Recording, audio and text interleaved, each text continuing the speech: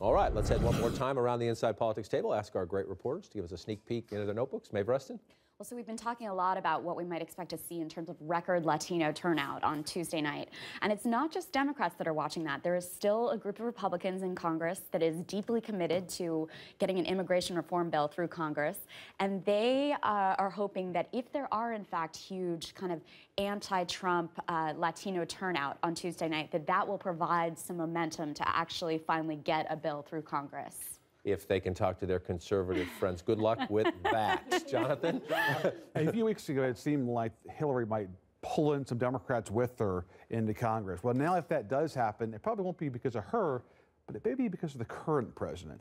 After dragging down the party in 2010 and 2014, President Obama has almost made it his mission in the last weeks of this campaign, not just to help Hillary, but to help down-ballot Democrats. He's finally an asset after being a liability for much of the last 8 years for his own party. I was with him in Chapel Hill last week. He was as impassioned going after Richard Burr, the senator there, as he was Donald Trump, almost ridiculing Burr for supporting Trump. And in Miami this weekend, I was riding around in an Uber, and twice I heard Obama in Espanol. He was speaking in Spanish, plugging Patrick Murphy, who is challenging Marco Rubio. Lots of Democrats, John, wondering, where has Obama been for the last 8 years helping our party? Well, he's finally doing it now. And given his popularity, he could pull some of these Dems over the line. We'll see if that one happens, Jeff. The big city of Cleveland. There's perhaps no other big city in America that speaks more to the final strategy of the Clinton campaign than Cleveland. For the third time in less than a week, Hillary Clinton will be there again tonight.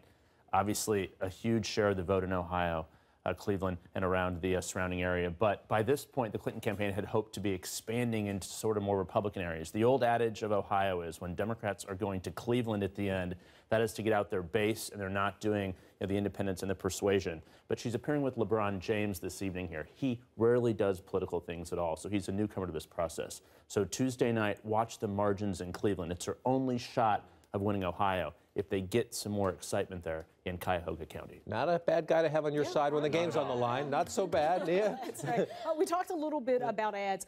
Two more debuting tonight during Sunday Night Football. I guess it's the Broncos and Raiders game. These are Hillary Clinton ads, 30-second ads featuring Republican white men who've served in the military, talking about Donald Trump, talking about why they don't want to vote for Donald Trump, talking about his words about women. Again, we've seen this kind of approach from Hillary Clinton. Interesting to look at it within the context of the military vote. About 20 million veterans in this country, particularly in states like North Carolina, Virginia, Florida, Colorado, and we've seen both campaigns really go after this voting bloc, particularly in North Carolina with Donald Trump near Fort Bragg, that huge military base down there. Mike Pence talking about his son in the military. Tim Kaine also doing the same thing. In 2012, in a state like Virginia, Obama did something that most Democrats haven't been able to do, which is tie among military folks. It was basically 49% to 49%. And you have seen some inroads in terms of Democrats doing better with younger folks who have military ties. So it'll be interesting to see how that plays out. And so now I can tell them I can't come to work because I have to watch Sunday Night Football because it's part of my job, right? That's part of my job now. Good. Thank you for that one. I'll close with this. Republican hopes of sending Senate Democratic leader Harry Reid into retirement with an embarrassing defeat at home are fading. A big early vote by Nevada Latinos has even most Republicans now resigned to losing the race for Reid's Senate seat. And that late shift adds drama to the overall fight to control the Senate. The GOP had hoped Nevada would be a pickup. Instead, the Republican math now assumes no pickups and 3 likely losses: Illinois, Wisconsin, and Pennsylvania.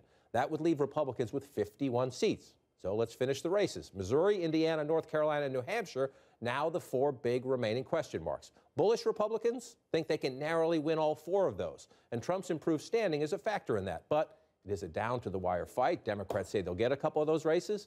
It adds a lot more drama. Not just the presidential race. We'll be up late Tuesday night.